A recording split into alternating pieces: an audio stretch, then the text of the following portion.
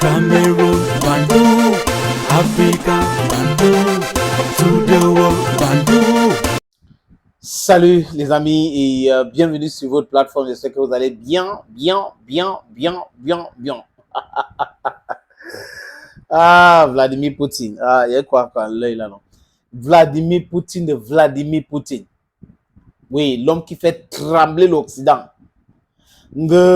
Oh, il est isolé. Poutine est isolé. Jamais de la vie.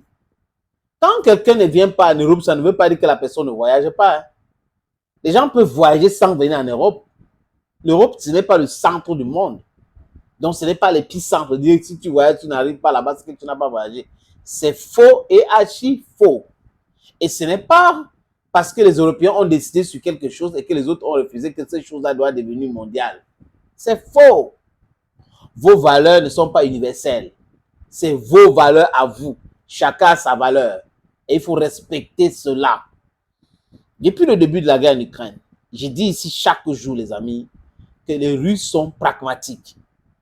Les Russes disent ce qu'ils veulent faire. Et ils annoncent ce qu'ils ont déjà fait. Et si vous prenez les deux, vous comparez, you do a comparative study, you will discover that they said it rightly, correctly, and that is what exactly they are doing. C'est comme ça avec les Russes. Ils disent que nous allons faire ci, nous allons faire ça. Et produisent exactement ci et ça. C'est ça les Russes. Pas comme les autres là, les Caucasiens, les Occidentaux, qui mentent comme ils respirent. Ça veut dire que si les Occidentaux te parlent sur 10 choses, ils ont menti sur 20 choses. Je répète, si les Occidentaux viennent vous parler sur 10 choses qu'ils ont parlé, ils ont menti sur 20. Donc, vous pouvez imaginer la gravité, le degré de leur mensonge. À quel niveau est-ce que le mensonge va, leur mensonge là? C'est comme ça. C'est comme ça, les amis.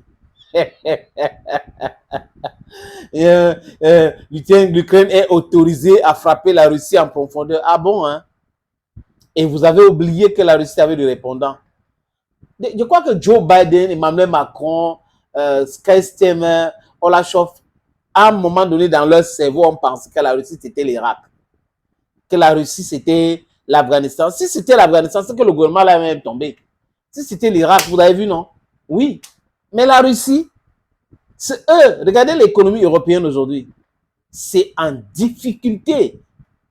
Je dis en difficulté. Les gens qui ont un sous-sol pauvre, qui ont profité pour coloniser le monde entier, obliger les mains d'œuvre des Africains et autres de venir construire leur pays et continuer toujours dans cette bluff-là.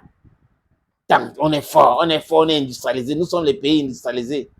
Ah bon, hein? Vos matières premières viennent d'où? Est-ce que vous payez ça ou vous pillez? Ce sont des questions qu'on pose. Mais en tant qu'Africaine, je dis, je répète, l'Union européenne pille l'Afrique. L'Union européenne pille l'Afrique pour se développer, pour continuer à faire tourner ses industries. Et pour être l'Europe d'aujourd'hui, les amis, c'est parce qu'on a esclavagisé les Africains pour venir travailler avec les mains nues, pour construire ce pays-là. Et aujourd'hui, ose nous dire, on demande notre souveraineté économique. Les gens sont dans le bavardage inutile.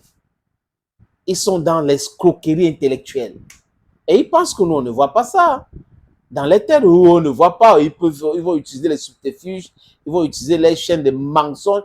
Tout le monde, Monsieur Macron, Mr. Olaf Scholz, Mr. Keir Starmer, all Africans today, even those who did not go to school, they know that your media organs are lying organs, are propaganda organs. We know all that, so there is no need for you to continue in the same line. We know what is happening. We know that you are doing what you are doing just because you want to continue to exploit Africa. Maintenant, Vladimir Poutine a fait trembler sur leur plateau de télévision. Même Zelensky est resté un peu prudent aujourd'hui. L'idée, ce n'est pas de tirer assez de missiles sur la Russie parce que la réponse est toujours tellement catastrophique. C'est désastreux pour l'Ukraine. L'Ukraine qui n'arrive pas à recruter les militaires. On part dans les boîtes de nuit, on part dans les concerts, on arrête les jeunes là-bas, on les entraîne dans l'armée de force pour pouvoir défendre le pays. Entre guillemets, des mains de qui? Qui est en train de mettre le pays en difficulté? Les mêmes gens qui disent qu'il faut défendre la patrie. Les enfants sont où? Voilà une question qu'il faut poser, les amis. Voilà une question qu'il faut poser. Ils n'aiment pas les questions pareilles. Quand vous posez les questions pareilles, ça les perturbe. L'erreur ukrainienne, c'était aller à Kursk, éparpiller les forces qui n'ont pas, avec les mercenaires et autres. Aujourd'hui, c'est compliqué pour eux. Je veux la paix, je veux la paix. Tu veux la paix. Vladimir Poutine a dit quoi, les amis? Poutine a dit que il peut frapper Kiev, la capitale ukrainienne, avec son nouveau missile Oreshnik.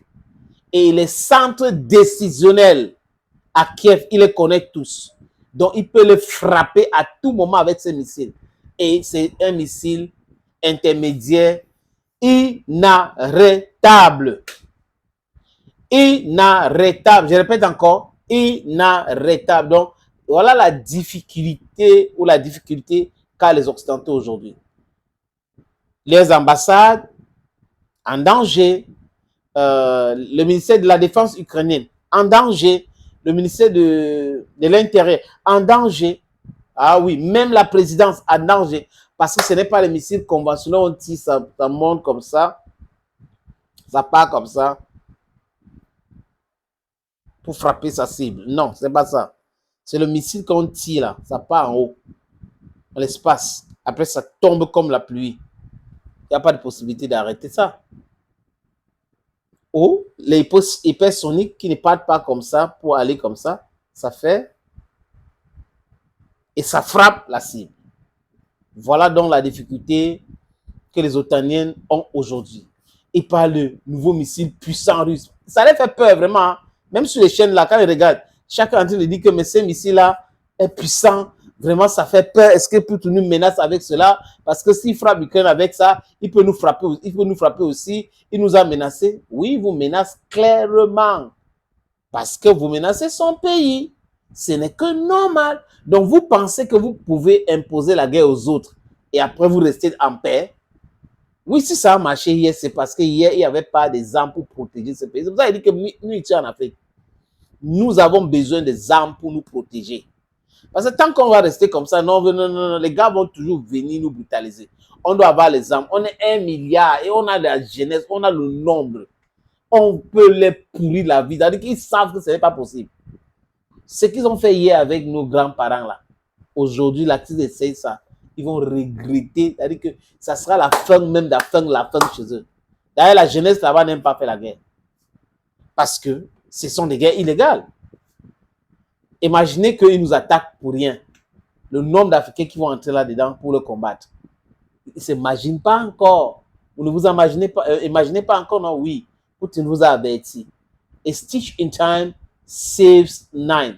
À bon entendeur, salut.